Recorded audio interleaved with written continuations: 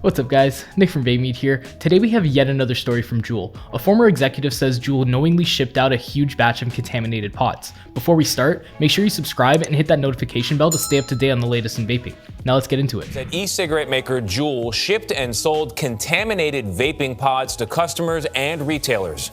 A former executive for the e-cigarette maker alleges that at least 1 million tainted pods were put on the market earlier this year. According to the lawsuit, on March 12, 2019, Siddharth Breja, the company's senior VP of global finance, allegedly learned that a batch of mint pods were found to be contaminated. The batch accounted for approximately 250,000 packs, which adds up to about 1 million individual pods.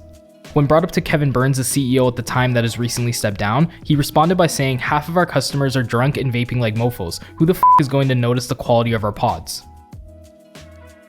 At this time, there isn't much information on the contamination itself, other than that Juul was aware of the issue. Following this, Breja was asked to charge Juul's e-liquid supplier Alternative Ingredients $7 million for the contaminated batch. Usually in these cases, the refund would take place and the product would be disposed. Juul decided to play both sides and make money from their supplier and still sell the pods. At the same time, there was no recall, public announcement, or any form of responsibility taken for this case. So Juul's response to this was to not tell customers a thing and make money off the supplier in the process. It seems very hypocritical that they care about the contamination enough to get a refund, but not enough to inform customers or issue a recall. I don't know about you, but this just doesn't sit right with me.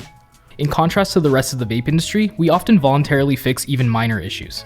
When regulations came down here in Canada, a key point was compliance in regard to labels on bottles. An actual issue we faced was the font sizing and spacing on some labels was incorrect. To address this issue, we brought the bottles back and relabeled them on our own dime. Even in minor situations where there's no harm to consumers, a responsible business should act in a way that shows dedication to their products and customers. When Breja protested against the sale of these pods, his integrity to the company was questioned by Juul CFO Tim Danaher, as it would lead to a loss in revenue.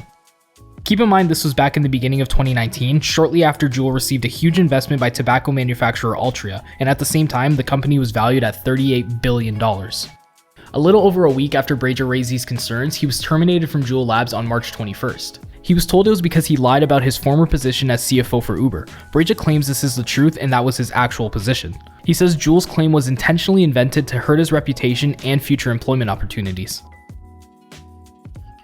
Speaking of terminations, this lawsuit has come in right as rumors of Juul cutting 500 jobs by the end of 2019 has surfaced. This really makes me wonder what else is there about Juul we don't know. I guess only time will tell. I've said it before, and I'll say it again. The more we see what goes on behind the scenes at Juul, the more they seem like big tobacco, which they are. What are your thoughts on this lawsuit? Let me know in the comments below. Also, please share this video. Let's get it viral so we can hopefully get Juul to own up for the disregard they have for their customers. I'm Nick from VapeMeet. Thanks for watching.